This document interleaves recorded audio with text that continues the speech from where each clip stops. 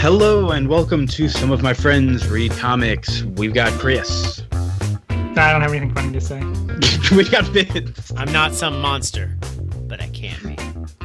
And I'm Kia. Hi, welcome to the show. Oh, I wish I had prepared something funny to say. This was not a funny book. This was a serious book. We're still in spooky territory. This is still, no matter what the people try to tell you, it is still October.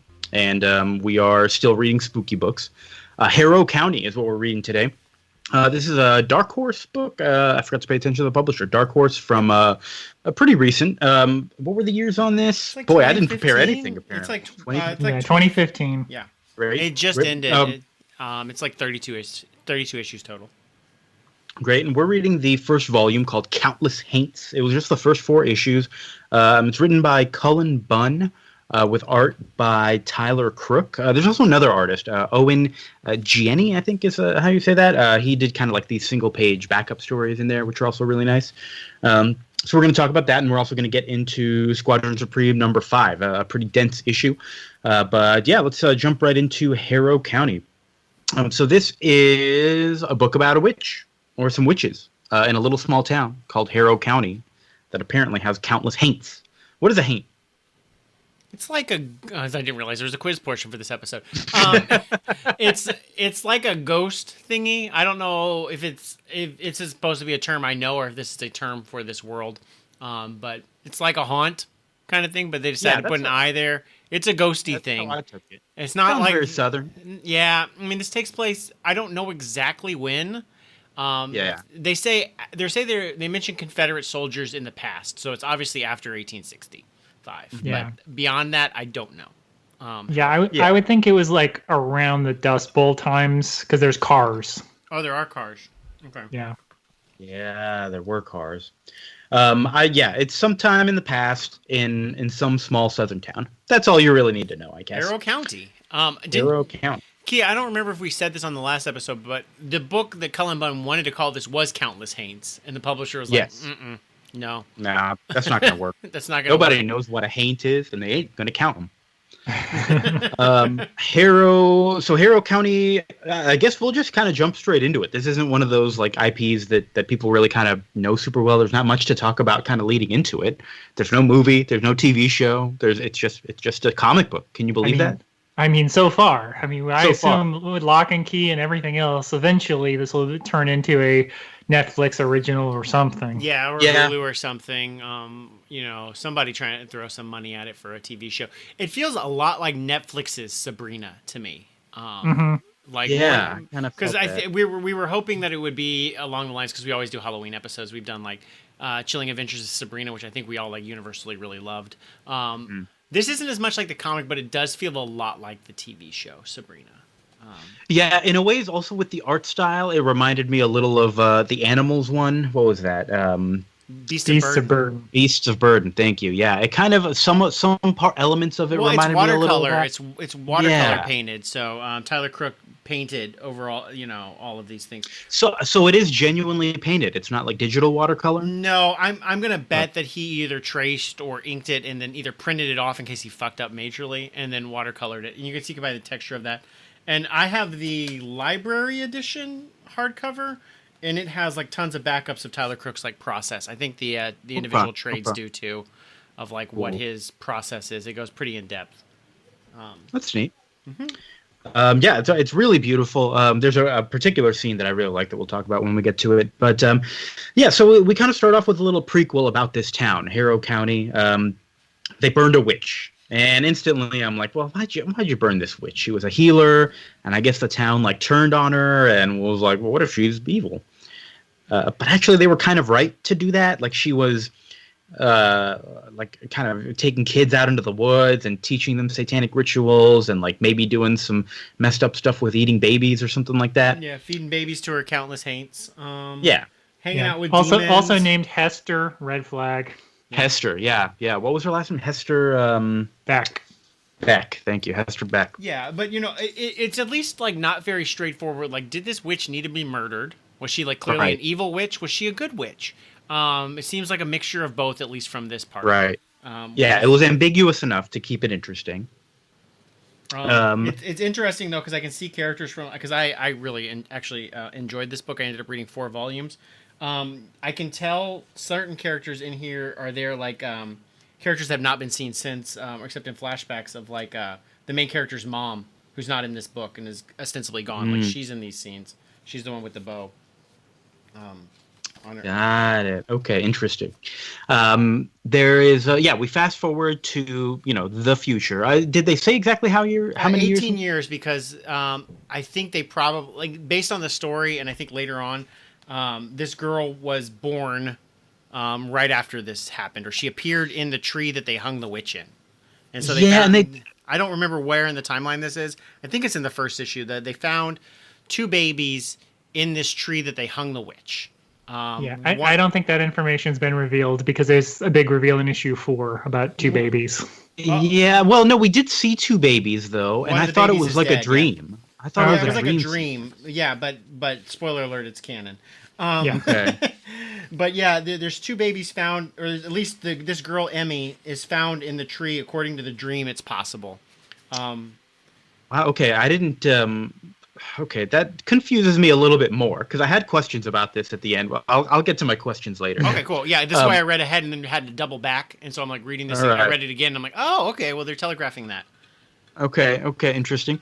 So there's this girl. Okay, they do mention that she's kind of going to be coming of age. They don't specifically mention what age. So that's why I'm like, is it 18? I don't know. She doesn't later quite. They say that. Yeah, later they do. Yeah, got it. But it's cool because like Tyler Crook has these like double page spreads every issue of like Harrow County, and like the word Harrow County is like usually written like organically. Like this first issue is written like in the clouds, but sometimes it's written like in snakes or something. His 2-page spreads to kick off every issue are really cool. Yeah, the art overall I think is my favorite part of this whole thing. It's really gorgeous to look at. It's like cartoony as well, but in a way that really allows for the grotesque kind of stuff to keep in. Not as cartoony as like Lock and Key was, because that had a little bit of an issue. These are not like perfect physical renderings, but they're not standard human looking, but it is cartoony. Yeah, I don't want to call them cartoony necessarily. They're like, I don't know, they're like crash test dummies. That's my point of reference for some reason. It's stylized, like the way that like Incredibles is stylized. Like it's not yeah, and then so she is living on this farm with her dad. The livestock are getting sick. There's all sorts of weird stuff happening. Pa is like, don't worry about it. It's no big deal. He's a man of little words. But he's going to go grab a shotgun, kill the animal. Everything's going to be fine. Yeah, the dying calf that's like pretty much going to die. Right. And he gets back with the gun, and in Emmy's hands, this thing is fine. And so we're kind of seeing this question of, is Emmy a healer? Is this the witchy woo kind of starting to rear its head?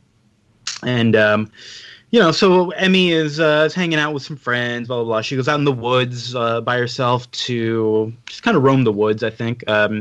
She sees this boy, and is like, oh, I'm going to follow this boy. She was talking earlier, I think, to her dad about how she kind of wants to, up and maybe go start her own, meet a boy, that kind of thing. Mm-hmm. And so that's when they say like she's coming of age. This also could just be like a Southern dad just being like, I don't want my daughter to grow up and go find boys. Right. You don't know at this point. I don't know where the book is necessarily going. Mm-hmm. I feel like she's obviously got like some type of witchy healer powers, but I'm not sure about her connection to Hester at this point. And then there's neighbor people also that come in and is like, oh, that looks like some shit. And the guy, but the dad's like, well, there hasn't been brimstone, there hasn't been all the other like scary witchy things, so I don't think it's a big deal. They're like, it's fine, don't worry about it. And so she sees this boy out in the woods and starts to like follow this boy who's a little bit mysterious and weird. She like crawls through some thorns. There's a bunch of blood on the ground. She just keeps going, no big deal. And she meets a boy who's like all skin. It's just like this big old stretched out thing of skin just stretched out onto the thorns, and that's kind of where the first issue ends. Yeah, it starts talking to her a little. Yeah, it starts talking. It's a talking skin man. Yeah. At this point, issue 1 ends. I still don't know really what this book is going to be about. But leading into issue 2, she takes this boy, folds him up, takes him home. Like just kind of folds him up and puts him in like her drawers. Bag, yeah. Oh no! Later she does carry him around in a messenger bag. Yeah. There's like a bloody handprint on her window, and then she has a dream in the middle of the night. It's hard to tell if this is like caused by her coming of age, if it's caused by this skin boy who's in her drawer. I don't know. There's a lot of stuff happening, but she dreams about this tree. Oh, we didn't mention the tree. This tree where they hung the witch from. Kind of a little bit of a central focus, but in a very kind of, I don't know, esoteric kind of way of like something's going to be important about this tree. And she's dreaming about a tree. She's dreaming about the scene where they're burning the witch, and the colors here are really beautiful. The whole thing is, I mean, it almost looks a little psychedelic, but it has like these bright oranges and yellows and reds just to kind of portray the fire. I really like this. This is my favorite part of the book. But somehow through this dream, when she wakes up, she realizes, oh, I'm a witch and everyone is trying to kill me. Well, no. She wakes up and then she can hear the skin starts talking to her. And she starts hearing and she's like, what is that? And like, the pack must be honored. And she's like, that's fucking weird. But she's like, and she quickly realizes that the body of the boy that's without skin is somewhere out there listening to these people coming to kill her, which is pretty cool. I think that's a really fun if this was a superhero book, that's a pretty cool superpower. Is that what somebody's here and then but they can also be hearing things. They have another body that's 20 feet away, telling them things. I think that's a pretty cool thing. And so Emmy, I think my kind of question is, Emmy just kind of accepts all this. Yeah, it seems pretty quickly. Well, she knows something's up. I think the fact that she does cut and run really quickly. I think the next issue pretty much fills in a lot of the exposition for her. But I think it's a clever way that the book is at least telling her that these people are out there to kill her without taking it away from her point of view, which is really interesting. It's not just cutting another scene. So it's both informing the audience that there's people out there to kill her that she needs to run from, but without her just looking at it. I think it's a pretty cool plot device. Right. And at this point, it's not really clear, whereas Chilling Adventures of Sabrina is witches are bad, basically. Mm-hmm. It's not really clear. She hasn't done anything bad. All she did was heal, help people. So it's is she going to turn on these people because they're trying to kill her? Is she actually evil, or what? You don't really know the direction that it's going in. And she's okay, well, these people are out to get me, I guess. Yeah. So at this point, I'm still not positive that she is a witch. And I think, I don't know, I guess it's kind of semi-confirmed here. But, yeah, she runs out into the woods. She's got her lantern, and she runs into her friend... Bernice. Bernice, thank you. Her friend Bernice, who had heard about the townspeople coming to kill her, and says that she's going to go run into the woods to warn her. Yeah. And so they meet up, and... Bernice says, "Oh, I know. Come follow me. I'm going to take you to this place." And they go to this forgotten graveyard. And then there's a bunch of fire skull. There's a bunch of Haints there. I was going to say they're Haints, all right. They're Haints, all right. They're skeletons that are on fire. Yep.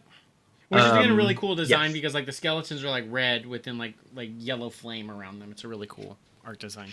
Yeah, the design is really good. Yes. Yeah, that sort of phosphorus-y looking effect. Mm-hmm. It's cool. But again, I really like this book, but after 2 issues, I don't really if I was just reading this single issues, I wouldn't care. I'd be this is fine, but also I don't care. Yeah. I mean, I gotta be Frank. I know you said you really like this. I didn't like this very much. Yeah, I bought, and I don't know what's going on, and I'm all right, let's see. I bought the library edition, and I read the first 4 issues really quickly. So I was okay, well, let's read some more of it. I do think that these books, sometimes when we read these indie books, I think we do a disservice by just reading the first arc. That's fair. The book has not gotten going yet, which also, to be fair, though, as a writer, you should get the book going. You shouldn't have people paying $4 a month for 4 months to then get the book going. Yeah. You know, that's like your Netflix show that's like boring as shit for 50 minutes and then has one cool minute at the very end cliffhanger. Like they do that and it pisses you off. But I think but in the defense of this book, a lot of it is just setting the tone on the same page, except her as far as what's going on. Mm-hmm. Yeah. Yeah. No, I'm with Let's you. keep going. I'm with you. I'll talk a bit more about how this ends up after we're done. But yeah. All right, so issue 3 starts with them in this graveyard. The Haints are friendly, or at least they're friendly to Emmy. Well, there's a really cool line here, and I can't exactly find it, but it definitely like disturbed her. The idea that they were scared of her is interesting. Like she was like she had this feeling that like suddenly the Haints were afraid of Emmy, and that disturbed her more. It's like, what the fuck do these ghosts know, and why aren't they being spooky towards me? Like I like that vibe. Like that's where things start like turning for me. I think that's like the third or fourth page. They fear her, and I like that. And then they just kind of like stand out of her way and let her go. I was like, well, that's fucked up. I like that kind of vibe. Now there's a lot more like, well, what's going on here? And I like it. Yeah, I think I didn't need more. What's going on here? Yeah. At this point in the book. I think so like also. Bernice like hears the skin boy who's just like trying to talk from inside the bag, and Emmy is trying to cover it up even though they just ran into literal skeletons that are on fire. And Bernice is... Yeah, this book has that like I can't tell you about this now. Like, we're just wandering in the woods. Like what else can we... Let's just talk. We got nothing else to do. Like you could tell me what's going on. You could tell me that there's a dead skin boy in your bag that's trying to talk right now. Like we could talk about this while we're en route. Like... I mean, I guess, but it's at the same time, Bernice, she doesn't react great to the fact that the ghosts are afraid of Emmy, because she's like, oh, I have to help my friend. And then she's like, oh, my friend is like got spooky powers and there's something in her bag. Yeah. Like she's not like, oh boy, tell me more. She's like pretty disturbed by it all. Yeah. And like at this point, I still wasn't like, I hadn't turned on the book necessarily, but I think this next scene is the one that did it for me, where Emmy's dad shows up and he's like, okay, you know what? I do have to kill you, it turns out. I didn't want to, and I'm going to cry about it, and I have my gun with me, and it's going to hurt me a lot to have to kill you, but I know this is my duty, and I've got to do it anyways. And he puts the gun down and starts choking her to death, which really confused me. I was like, you brought a gun. I thought you would want to make it a quick, painless death. Yeah, less emotional. Choking is definitely like... What are you... Yeah. And, you know, Bernice sees the gun and she's thinking about going to get it to help her friend, and she's not sure what to do. She's crying. But then the skin boy who... So it's the boy without the skin. Yeah, we have to...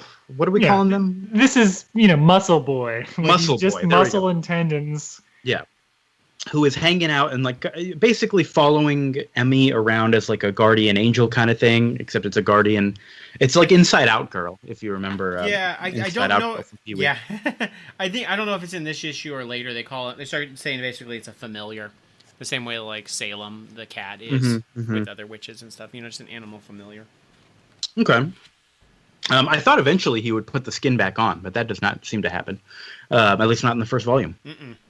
And so he jumps out of the trees, and he is, he beats up Dad, and Dad gets thrown out of there. And, Emmy is very mad about this. She kind of had a little bit of a, you kind of saw her temper flare up when she was talking to her friend Bernice, saying, "Why'd you bring me to this graveyard? Are you trying to kill me just like them?"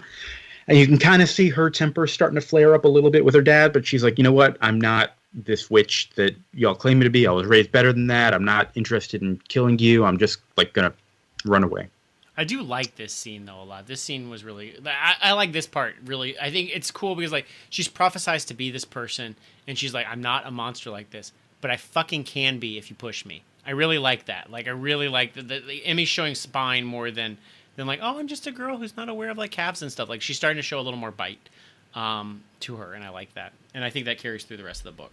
So yeah, like the overall central message of the book, and I guess this is kind of jumping ahead, but just to what I assume the book is going to be about is her trying to... Okay, I guess it gets a little spoilery for number 4. Yeah.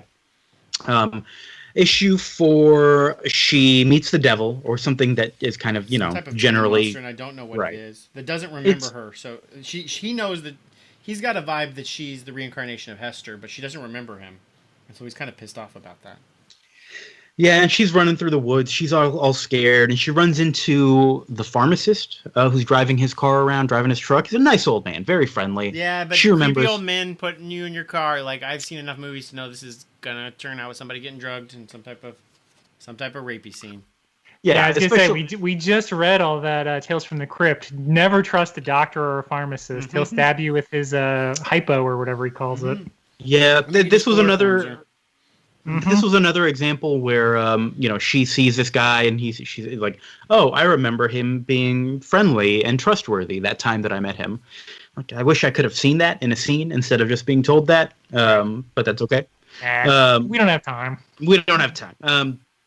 She's riding along in the car, and he chloroforms her and takes her home and ties her up, and then he spills all the beans here and says that she's a witch, that he is one of her creations, that she is the reincarnation of Hester Beck, that there's all these Haints that she has made.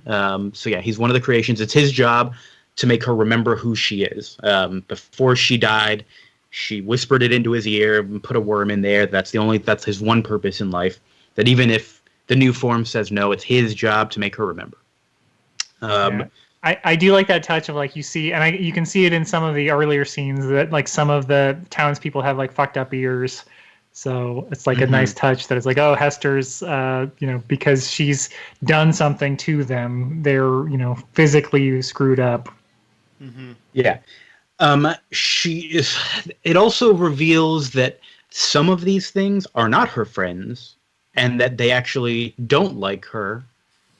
This was like another step too far. I'm like, wait a minute, hold on. I'm still trying to get my bearings here with what these things are, but apparently there's two sides to them, and some want to help her and some don't. Yeah, it's weird. I don't really entirely get it. It's like the whole town is created from mud, ostensibly, but not everybody. The whole town? Yeah. That was what he was explaining. Like, she created... Yeah, I thought it was just a lot of her people. He created most of the town out of mud. So, like, I don't think her dad or her mom are real people either, I think is what it even implies. What? Yeah.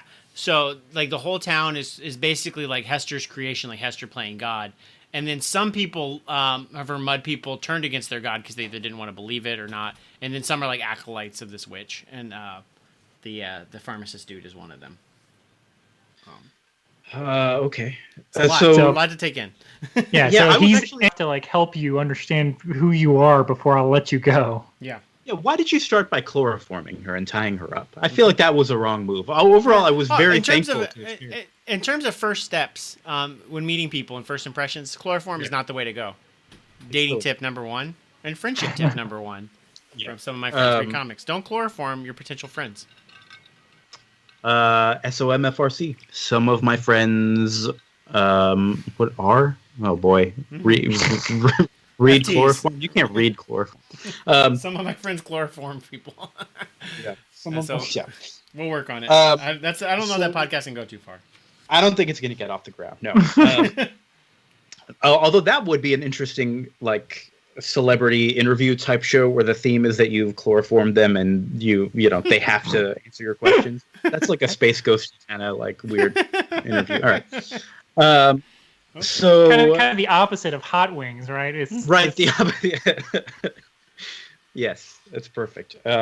We knock you semi-unconscious and then you have an interview. Yeah, or you give them increasingly strong drugs to try and knock them out and continue the interview to see how far they can go. Boy, these are some ideas here. Yeah, I was gonna say they're ideas. Write Tales for the Crypt. Or Tales from the Crypt. All right, so Emmy/Hester, now that she's realized who she is not thankful to this old pharmacist man for giving her all this information. She already has somebody to protect her. It's a muscle boy who shows up and beats him up and I think kills him. They do mention later that nobody's seen from her or heard from the pharmacist in a while. And she runs away, but she runs back to town when all the townsfolk are there. And they're like, what are we gonna do? And she says, hey, I'm not a monster. I just want to be normal, and I'm gonna still live here, and y'all aren't gonna kill me, okay? Okay. Yeah, she goes back to her house where I assume her dad has already been talking to the townspeople. Like, well, she could have killed me, but she didn't. Right. And so she just lives there, and she, they bring her some healing stuff to do, and that's her life now. So I presume that the series is going to be her just kind of living her life, trying to reconcile these two halves of her, being a witch / being just a farm girl who wants to grow up normal. Yeah, it's that. It's this does give quite a preview of like where the book is headed in terms of she's now like trying to be a healer, and like she's using her magic powers for good to like heal sick animals around the town. She's trying to undo some of the wrongs that Hester committed upon the town. So like she was I guess Hester was kind of addicted to that monster we saw at the end of issue 3 or beginning of this issue. Like she'll try to reconcile that. Then other people will come in that are, like other witches that were around town. Like that's where this book heads. And then I think Bernice has an arc or two. Then the skinless boy tries to find his original family, those kind of things. Those are the arcs that this book then goes towards. And it does introduce who I assume is going to be a central antagonist. Yes. Who looks like Taylor Swift. Yeah, the last couple pages is like meanwhile in like some swanky place. Yeah. So she does have like a twin sister who lives in like the big city in like an Art Deco building, and she's rich and powerful. That's going to be some sort of a villain. Yeah. And that's so therefore evil. Arc. Yeah. Yes. So yeah, I like the art. I generally like most of the writing in this book, and the overall story seems great, but the plot felt, I don't know, it didn't seem presented to me in a way that really got me on board at all. I felt like this book was very forgettable by the end of the 4th issue. I was like, all right, well, that's it. Right. I think, and that's where I think we like do a massive disservice, because like I think if I read just this book and I hadn't read like future arcs, because I had like extra issues just in my collection. So I was like, well, I'll just read these because I read this like pretty quick, like 20, 30 minutes. So I was like, well, let's just keep reading because I like the art. I like the monster design. I like the kind of like spooky vibe of it. But if I didn't have that next arc waiting for me, I'd be like, well, I don't care. Because I've read like a lot of other books that are like accredited. Like I just read Undiscovered Country by Scott Snyder and Charles Soule, who are both writers I really like, with art by Giuseppe Camicoli. And I'm like, okay, well, that's 6 issues. And I'm like, okay, but I don't really care to know what else is going on. And I felt like reading these first 4 issues, I wouldn't care what else was going on if I was buying this. As the trades came into the store, or issue by issue, I wouldn't care. But the fact that it's all done and it's all in my library makes it really easy to just be like, okay, well, I'm going to read the rest of this. So okay, very good. So yeah, I guess sounds like we're in agreement then. Sounds like if you keep going, you'll enjoy this book. But there's not. You got to have a little patience, I guess. Yeah, I mean it's a quick read, and I think though it has a lot of vibe of the Netflix Sabrina, where like she's clearly like a more powerful witch, and everybody knows it. She just hasn't grown into it yet, so there's that kind of vibe. So it works really well in that regard. And the monster design is cool, and the snake stuff comes into play in a later arc that's really cool and creepy, and I like it. Cool. I don't have a whole lot else to say about it, to be honest. Y'all got anything? No, I mean I don't think I weighed in, but I agree with Vince. I like the art a lot. I liked it. I do think it's a little underdeveloped as far as like, and it's hard because it's like you don't want Emmy to have like handwritten, narration boxes or whatever. I feel like that would be too much.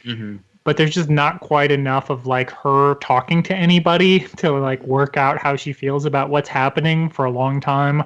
It's not until like the 4th issue that you kind of get the sense of like who this character is, which is a little bit long to figure something like that out, as far as like, is this like an anti-hero or like what are we doing here? But you do kind of see, this is, I guess, where it's going. So I agree with I think both of you in a sense that like it does take a little too long to get there, but I do like it. I'm interested in reading more, and especially now that I know it's finished. It's like 30 issues or something like that. So it's pretty and pretty manageable. And I looked ahead because that I think in January, like the first 16 issues are coming out. And so basically they're just going to publish it in 2 volumes again, like in January and then July. So Be two $30 volumes sold by Target and Barnes & Noble. So if you're interested, then go check it out. Yeah, sounds good. Cool. Well, hey, that's Harrow County. Look forward to the Netflix show. Probably Halloween. I'm gonna bet Halloween. What's the over under on the Halloween? I'm gonna say. Didn't Lock and Key come out like in February though? Really? Yeah. What are they thinking? That's a homework. I know. Bly Manor is their Halloween show. They can only have one. Yeah, Bly Manor was good. I'm watching Hill House now. It's good too. Yeah, I liked Hill House better. That was 2 Halloweens ago. Yeah. But I haven't watched anything spooky this year. I've been reading a lot. I read a lot of Gideon Falls this last couple weeks also by Jeff Lemire. So I've been reading a lot. I've been watching a lot of spooky stuff. I've been on a Halloween kick. I read the Southern Book Club Guide to Killing Vampires. I read this. I watched Bly Manor. I watched a movie called Let's Scare Jessica to Death. I watched Phenomena. A lot of spooky transpirings. Whoa. Be careful, y'all. I'm going to summon some Haints. All right. Phenomena's actually good. It goes well with this one because Jennifer Connelly, she controls insects in that movie, but she's the good guy. Phenomena. That sounds fun. I bet Kimberly would like that. It's right around the time she was in Labyrinth, so she's like a teenager. Oh, it's old. Wow. Okay, interesting. Yeah. Wow. I remember Phenomena. That Muppet skit. So on to Squadron Supreme number 5. Has it only been 5 issues of Squadron Supreme? I feel like a lot has happened here. A lot has happened. A lot has happened. This is a big one. We hit the ground running with issue number 5. The Institute of Evil has captured the Golden Archer. Oh boy. And they're using like this truth ray or something on him, and they're asking him, hey, all right, they're testing it out. What are the events that led to your capture? And so he gives us a recap of the last issue and how Lady Lark said no to his marriage proposal. So he drugged her, put her in the behavior modification machine, made her fall in love with him. And then we learned that over the course of the last month, it worked too well. And she is crazy attached to him to the point where even the other squadroners are like, all right, she's acting kind of weird. And so he ran away. And he didn't take his bow with him, and the Institute of Evil caught him while he was alone, and he's a loser. All right. Yeah, I wish they just killed him. I would. Yeah, he is definitely the most irredeemable member of the team right now. There's a lot of them though. They're all vying for that top position. They are. Yeah. They really are. Even Hyperion's joining the race this issue. Like pretty much everybody does something. Yeah. Go ahead, Vince. But it's so funny because it's not like The Boys where it's like they're coming out like, but you're just like there's and like to the point where like I always wonder like is Mark Gruenwald intending for us to think these guys are dicks? And I'm coming on to the fact that like I think he is, but there's just it's a little like just the words they use sometimes. I'm like this is a little dog whistly. This is just like I'm picking up more on the side cues and the subtleties, and usually books are a lot less subtle than this when people are dicks. Yeah. I mean, I don't remember. I think it was Alan Moore that said that a lot of comic book stuff tends to be like at least tacitly in support of fascism, and this book seems to be like amping it up by like one more notch. Just a smidge, though, not like a full, like not like The Boys. Right. It's just a smidge. It's very That's interesting. That's what Moore says. Yeah, it's a good book. So Hyperion. Oh yeah, we flash away from the Institute of Evil. We'll meet more of those characters later. We'll talk about them. But Hyperion and Arcana are out and about. They're doing mind control stuff on prisoners.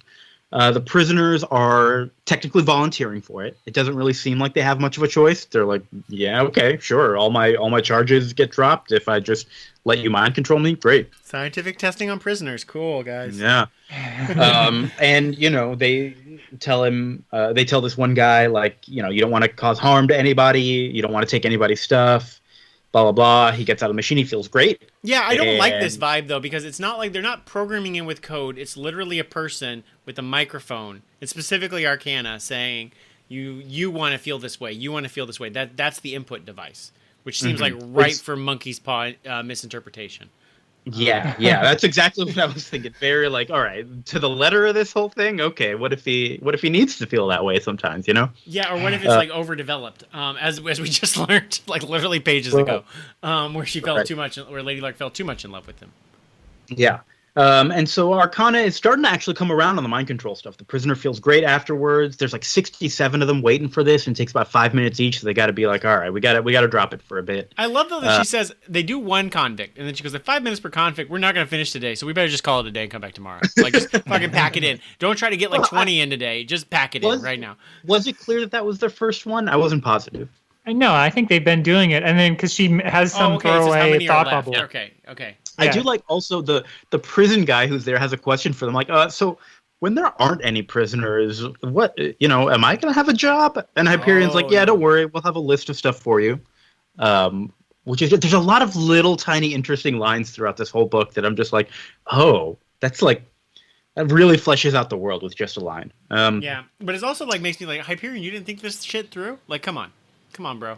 Like, like I feel like these heroes, like this is where like it's showing the humanity and the realisticness of these heroes that they have. They think they've come up with a plan, and then somebody pokes a hole in it immediately.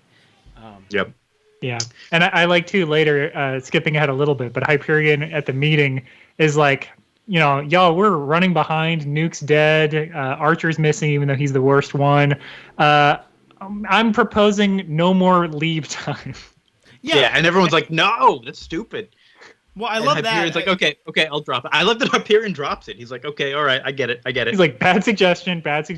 Yeah. Well, baking onto that, it sounds like the Squadron Supreme is the ones using the mind control device. They're ostensibly the ones. So they're like, who is trained for this kind of like creating this logic rhythm? Like, it's not a script to like say like, this is how we're going to cure this person. It's just like fucking Dr. Spectrum winging it. Is that what we're led to believe? And then like, I feel like they should outsource this to some doctors, and then they'd have more time to fight crime. Like, the heroes don't need to specifically be the 7 people implementing. That's true, but who can they trust? Yeah, I was saying, if they don't trust people with this technology, maybe they shouldn't be using this technology. Right. That's also true. Bring in some type of like psych degree person or social worker or somebody. But again, if you can't trust a social worker to corrupt it, again, why would you be using this device? Exactly. Yep. It is, like the Justice League, we find out, or I'm sorry, Squadron Supreme, we find out that they do have like friends and family and like people that they should be able to trust. We assume there would be. I mean, we know there is a Lois because she was in, I think, the first or second issue, but hasn't come back. Well, he broke up with her. He said, "I'm an alien. We can't be together. We're done." Right, but that's not. He has people he can trust. Is my point. Yeah, that's true. If he wanted to have like a support system that's like, because obviously, and he's got League members basically supervising gun destruction, where it's like, that's not really a job that Dr. Spectrum needs to be there for, is it? Right. They're not using their time as efficiently as they could be. Yeah. Whizzer, I guess, has been on a leave of absence before this.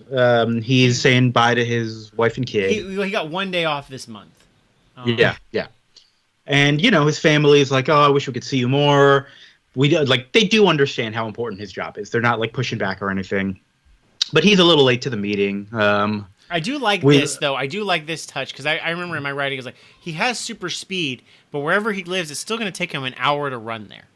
Even at, 600 miles a second or something, or 600 miles an hour, like, it's still going to take him a while to get from, like, Colorado to New York. And I like that element. Right, that it's a half hour, but it's not like instant. Right, he can't cross the globe like in a second. He's going the speed of sound or something, which I don't know what that is. Yeah, I think later in the book they're on the West Coast and they're trying to get back to the East Coast, but like he's the last one there, even though he has super speed because he's that far away. Spectrum and Lark have also been out and about searching for Archer, but no luck. Tom Thumb is talking about how he's pretty much almost done making the second behavior modification machine, but manpower is low. I could use more hands. That's kind of when Hyperion starts proposing no more days off, but yeah, they push back and he's like, well, if anyone has any ideas, we do need more hands. Meanwhile, back to the Institute of Evil, they have gotten all of the information that they need out of Archer. They have literally everything. They have the location of their base. They have the security information. They have the daily timetables. They have the real names of all the members, all the information about their family members and where they are. Archer has really fucked up here. So the leader of the Institute of Evil seems to be Ape X. I love it. Who is it's a Madam Ape. We learned later. I couldn't quite tell from the first scene, but Madam Ape they call her. She sits in like a big kind of Professor X-y wheelchair kind of deal that's like floating off the ground. Who else is there? So she is dispersing with the information. Yeah, she's the Gorilla Grodd. There's also the Parasite equivalent is a guy named Lamprey who sucks energy. He is going to be in charge of abducting Arcana's family. We have Foxfire, who, what is she supposed to be? It kind of reminded me of Dazzler with her power set, but... yeah, I don't know what, like, DC villain she's supposed to be. I don't know. But Foxfire is going to go get Power Princess's husband. Quagmire, he, like, shoots this, like, weird matter stuff out of his something. I don't know. He's a weird dude with a mohawk, so I like him. But he's going to go get Wizard's family. You have Dr. Decibel and The Shape, who I really like both of those names. Dr. Decibel is, I guess, the like a Dr. Light kind of thing, but with sound. And Shape is, who is Shape supposed to be? Kind of like a blob type of character. He definitely talks like the Blob, but I don't know. I mean, he's kind of a plastic man kind of powers, but I don't know who exactly he's supposed to be. Yeah, he's the big simple muscle, basically. They're going to take the convertible up to Fredonia to get Blue Eagle's mom. I like that detail, that they are going to take the convertible. We do see them in the convertible later. It's nice. But so they all disperse. They're going to go take the whole family down. We get to Tom Thumb. He's working on more machines, but he's sick and coughing. Aida asks when he plans to tell the other squadrons about it. Aida is his artificial intelligence thing. I think I mentioned, like in one of the other episodes, I think this stands for something. We do find out it's Artificial Intelligence Data Analyzer. But it's basically like his Scarlett Johansson computer wife that he talks to. Yeah, or in Mass Effect 2, when the ship becomes sentient and flirts with Joker. There we go. Perfect. Doesn't she end up becoming like a robot or something in Mass Effect 3? It's the voice of Six from Battlestar, right? Yeah, I think so. Yeah. I only played I hope that happens. I feel like that's pretty common. An AI that turns into a person. Yeah, I've never seen that. I don't have a vision for that. But yeah, Tom Thumb is like talking to Aida, and he's like, "Okay, I have finished this second machine. Oh no, it's intruders! Intruder alert! Intruder alert! All the screens are blacked out. He can't see anything." So he's like, "All right, no one else is here. I got to do this." Puts on a force belt, takes one of his experimental guns with him. But like, let's be real, it's just Tom Thumb. He's got nothing on the Institute of Evil. They instantly, put him down, capture him. Lamprey, the energy leecher, takes away his force field, and he's pretty much done. Aida does manage to see all this and send out a distress call to everyone else. And until everyone can get there, they put Tom Thumb in the behavior modification machine. Dr. Decibel turns it on. And he goes, "All right, Tom Thumb, from this moment on, you will detest the members of the Squadron Supreme and be loyal to the Institute of Evil." And I'm like, oh my God, did this thing work? I'm like, you fucking idiots. And I'm also like, y'all just were brainwashed for a fucking year. Yes. Oh. And we're evil. Like, maybe don't make a brainwashing device within the next 5 months. Just saying, guys, you fucking idiots. Just saying. Then, the rest of the squadron shows up. Not everybody just yet. They're kind of, they've all been out and about in their different spots. We see them start to show up. There's a nice little line here about Lady Lark trying to use her powers on Dr. Decibel, and Dr. Decibel's like, "Oh, I'm the one who gave you these powers, and how dare you try to use them on me," that kind of thing. I'm like, oh, more world building, and just like a little line there. While they're all fighting, Tom Thumb turns on a screen, and he goes, "Hey, squadron, quit your scrapping and look here. He is evil now. Oh, shit." And they see on a screen that Archer and the rest of the family members are all captured. And if they do anything, they're going to be killed. And just, oh my God, things just went from bad to worse. By the time Wizard and Hyperion get there, everyone is just kind of like sitting around. And I'm like, have they all already been mind controlled? And they're like, no, they're just like, they know that if they make a move, their family is going to get killed.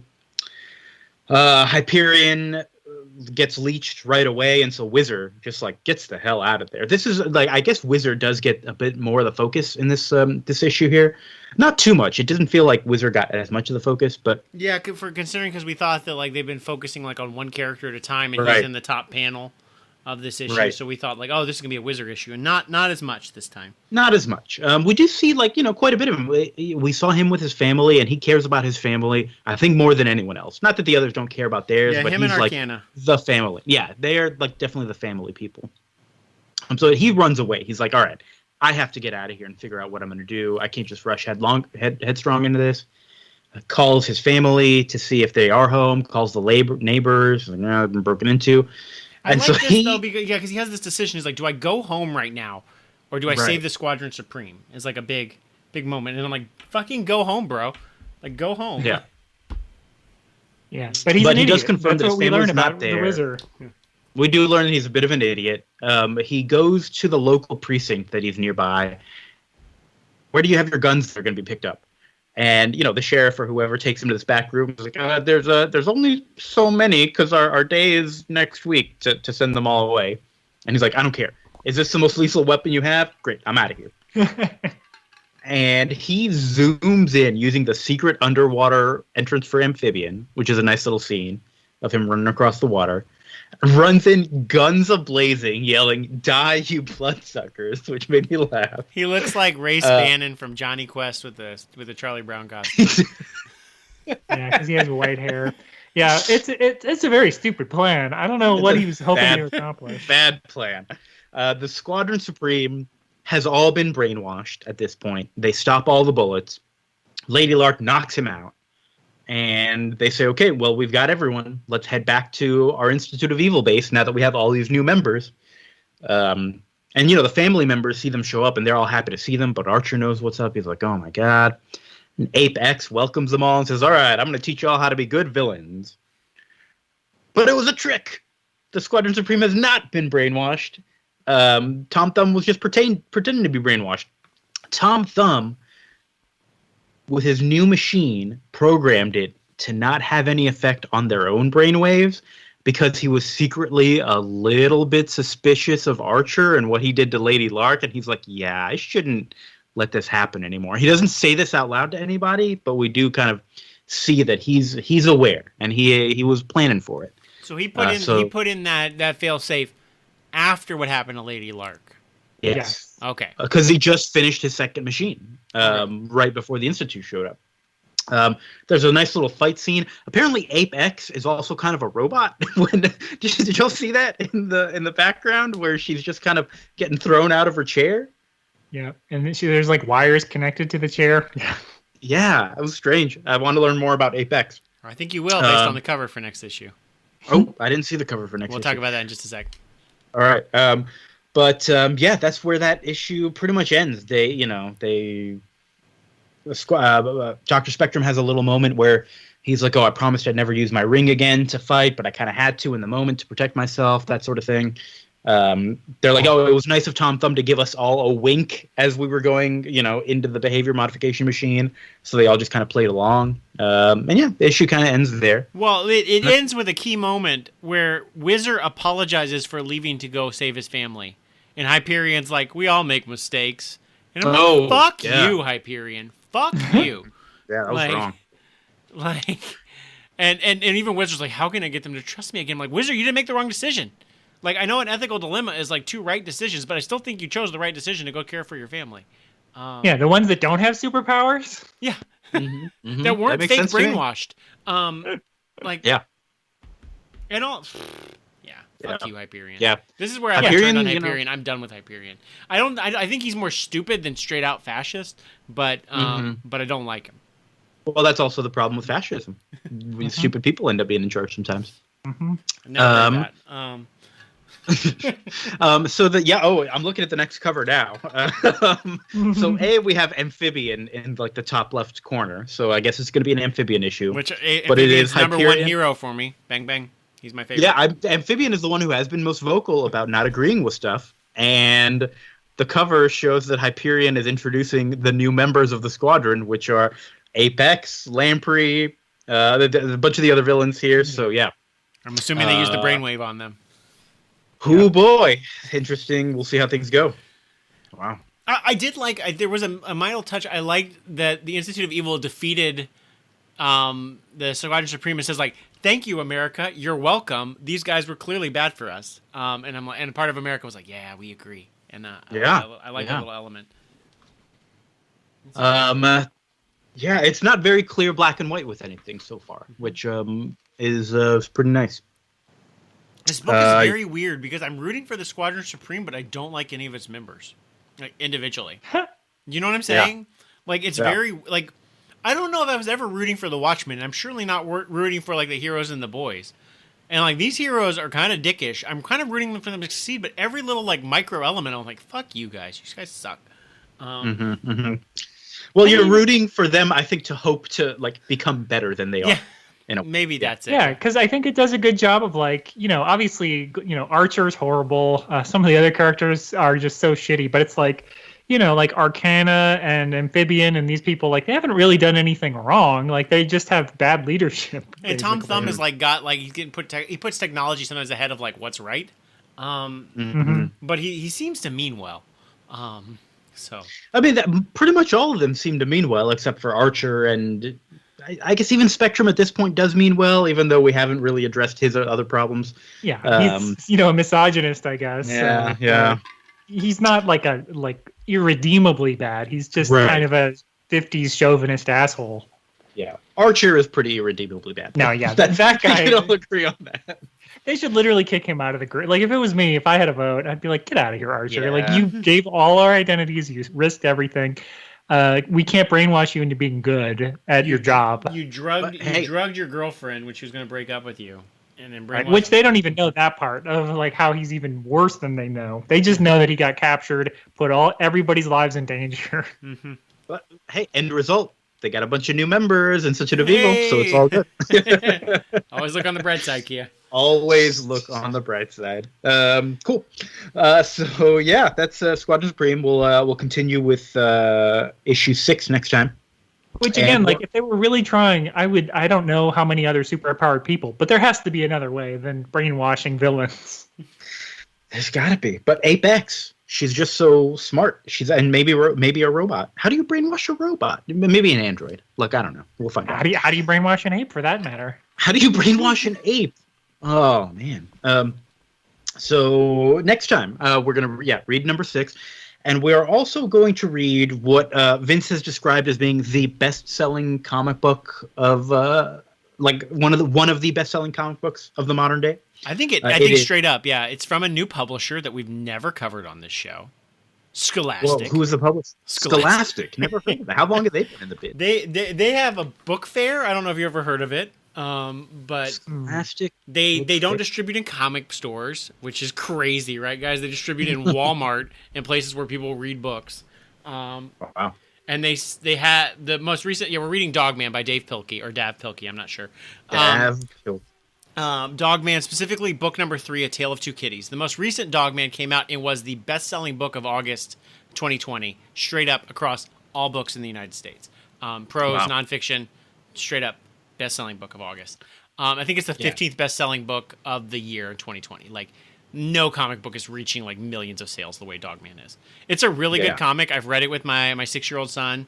I haven't read the most recent one. We're gonna read book 3 because, as we talked about with Harrow County, like things aren't fully in place until like about book 3. I think is where we'll get like the meat of like, oh, you'll understand more of the world with like all the characters, but it's not like so far like who is this, who is that, who is this. And it is very clearly like it is a comic book for kids. I think we'll be okay. I think we'll be able to follow along. It's about a dog and it is about a police officer. So I know in this environment, but a police officer has his partner. He's a dog, and the police officer is killed, but his body's intact, and the dog is killed except for his head. So they decide to sew him together into one half dog, half human cop. And that's where it goes. Okay. That's a dark origin story. I'm not expecting that. Yeah, I had no idea about any of that. I do know that it is from the Captain Underpants guy, and it is a comic book that exists within the universe of Captain Underpants, that it's been made by the characters of that comic. Yeah, or in that movie, I guess TV show now too. It's a movie? It's a TV show? Yeah. The TV show is good. The movie's fantastic. It's got Kevin Hart and Thomas Middleditch. It's really, really good. And Nick Kroll is the villain, Professor Poopy Pants. But the kids in that book, they in that book, in that TV show movie, they make comic books, and Dogman is one of their comics they make. So all the words are misspelled. The art is very simplistic, but it's also a lot of fun. And he even, like, Dave Pilkey even puts on his website, like, comic panels that kids can just print off for free and make their own comic books like George and Harold, which is really cute. We printed them off for Bruce, so Bruce makes his own comics of whatever superheroes he wants. I think there's even a How to Write Comic Books from the Dogman universe coming out in December, where Dogman and Cat Kid, who's in going to be met in the book we're reading, A Tale of Two Kitties, they teach these little fish how to write comic books. So, should be fun. Yeah, and there's how many Dogman so far? I think there's 9. 9? Yeah. Oh, my microphone just went flying because I looked at my Whoa! There are 9 comic books. I think this one's from 2017 specifically. I think he comes out with usually 2 a year. That's what I wrote, yeah. 2017, Dogman 3, A Tale of Two Kitties. Looking forward to it. So, yeah, Dogman and Squadron Supreme. 2 great tastes that taste great together. What else we got going on here? I've got with 3 R's. I've uploaded another level, but I haven't had any time to record more or do any editing. I don't think I've done either of those things since the last time we recorded. So this project might already be dead, but we'll see. Maybe we'll keep going. What do y'all got going on? I got nothing going on right now. Just reading lots of books, and I think I talked about them already. Chris? I've got a Your Stupid Minds, even more Halloween-y themed stuff coming. It should be out this week. It is, well, I should just, I guess, say it's, I believe, City of the Dead. It's by Luigi Fulci, Italian guy that directed The Beyond and some other very strange horror movies that don't really make any sense but are very spooky. Mm-hmm. And this one is about a bunch of Italians pretending to be American who have to stop a sort of apocalyptic zombie event. Okay. What was it called again? I think it's called City of the Living Dead. Ooh, a city, not just a night. Wow. Okay. It's part of the trilogy, along with The Beyond and one other one. Got it. But they're all full of portals to hell and spooky priests. And this one, there's a scene, and we talk about it in the episode. He bought like 20 pounds of maggots. And took those fans that you use for dry ice and launched maggots at people. It's a very gross practical effect. Well, okay. He probably didn't need real maggots. Could have used something else. Jeez. Okay. No. In that low definition world, people are scanning that frame by frame to be like, nope, those aren't real maggots. That wasn't my immersion. Gone. It's very gross. Gross. Okay, well, Your Stupid Minds, check that out. Check it out. And even though October is over and we're not going to be as spooky as we were this month, we're still going to be here. We're still going to do episodes. You can thank us for giving episodes. Forgiving episodes. Thanks. I forgive you. I don't know where that's going. I don't know. I got nothing. Vince, I love you. I love you too. Chris, I love you. Sorry, that skinless boy distracted me. What did you say? Great. It's okay. I'm going to chloroform you. You'll be mine. All right. That's a bad joke. All right. We're out of here. Good night, everyone. Bye.